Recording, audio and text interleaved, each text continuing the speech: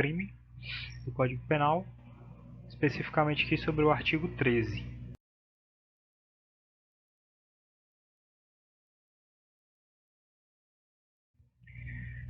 No caput do artigo 13, ele fala da relação de causalidade. Ele diz: o resultado de que depende a existência do crime somente é imputável a quem lhe deu causa. Considera-se causa a ação ou omissão sem a qual o resultado não teria ocorrido.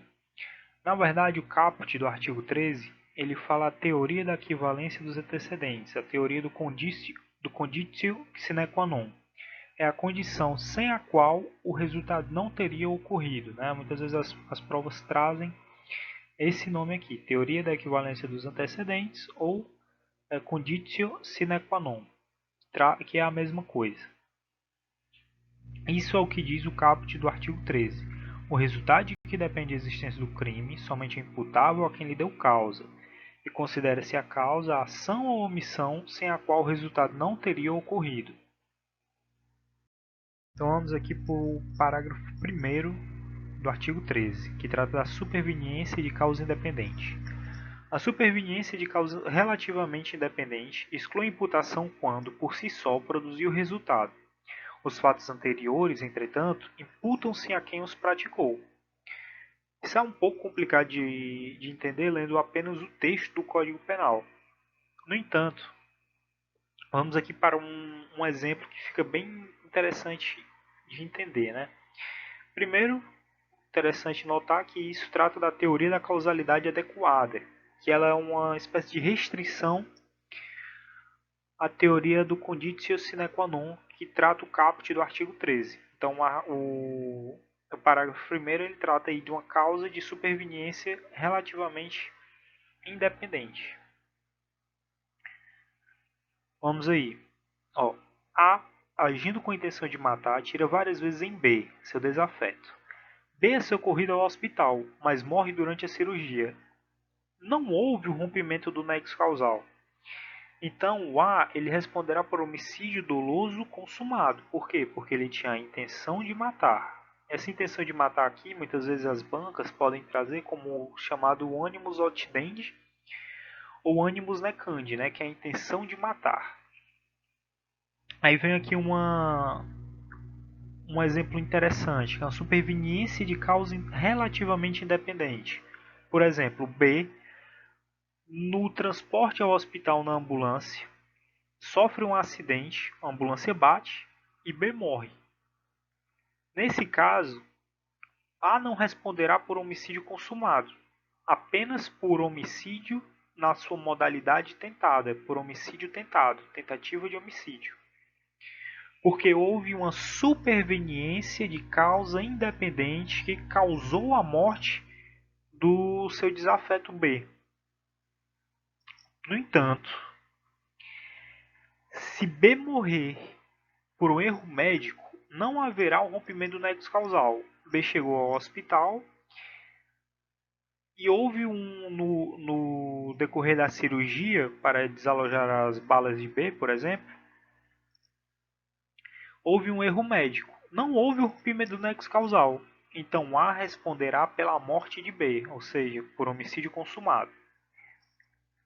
No entanto, se B morrer porque houve uma imprudência, uma negligência, uma imperícia do médico, então A responderá por homicídio culposo.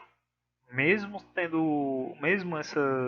a negligência, a imprudência, a imperícia tendo partido do médico, porque não houve o rompimento do nexo causal. Aqui, ó, parágrafo 2º. A omissão é penalmente relevante quando o omitente devia e podia agir para evitar o resultado. O dever de agir incumbe a quem? Letra A. Tenha por lei a obrigação de cuidado, proteção ou vigilância. Né? Tenha por lei o PCV, proteção, cuidado e vigilância. Como, por exemplo, um bombeiro, um salva-vidas. Né? Letra B, a linha B. De outra forma, assumiu a responsabilidade de impedir o resultado. Por exemplo, o pai que diz que cuidará do filho que está numa piscina, por exemplo. E letra C. Com seu comportamento anterior, criou o risco da ocorrência do resultado. Isso aqui tudo trata da relevância da omissão no Código Penal. Isso que eu acabei de ler é a omissão imprópria, certo?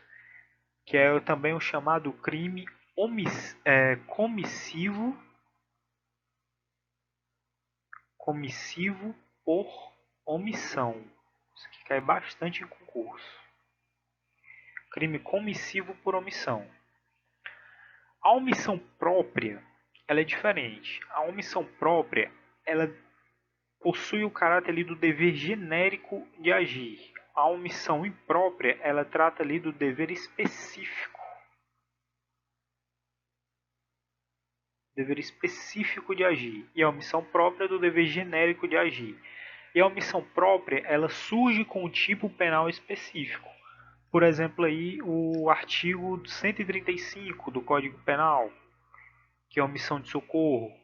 O artigo 244, que é o abandono material, né, que é o pai que deixa sem justa causa de prover ali a subsistência do cônjuge, o filho menor de 18 anos, ou o pai ascendente, né, de maneira geral, maior de 60 anos.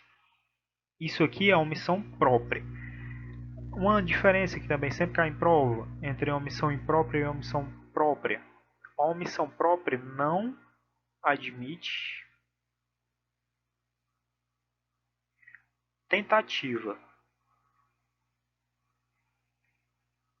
Ou seja, a omissão própria não admite a modalidade tentada. Então é isso, muito obrigado por assistir. Se você gostou, curta e compartilhe o vídeo.